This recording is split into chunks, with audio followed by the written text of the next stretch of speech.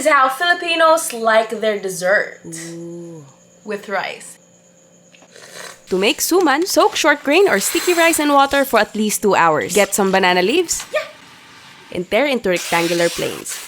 Wipe with wet cloth and pass over fire until it changes color and becomes more pliable. On medium heat, simmer 1 liter of coconut milk. I'm using canned for consistency and convenience, specifically the Jolly brand for quality. Add sugar, salt, and then the soaked rice. Cook until most of the liquid has disappeared and cool. Now wrap the pre-cooked rice in banana leaves and put 2 pieces together. And using a banana leaf strip, tie them together. Sana all. Sabi nga ni Jose Rizal, damn baby girl. Now steam the wrapped rice for 45 minutes to 1 hour. Meanwhile, let's make the caramel sauce or latik. This time, get coconut cream. Pour on a pan over medium-high heat together with Panutsa. or palm sugar. Napakatigas naman po pala neto. Melt the sweet spaceship in the coconut cream. Paikot-ikutin parang ginawa niya sa'yo until it becomes a homogeneous mixture. Suman is done. Unwrap and eat as is or transfer to a plate with the latik or caramel sauce. Serve with hot coffee.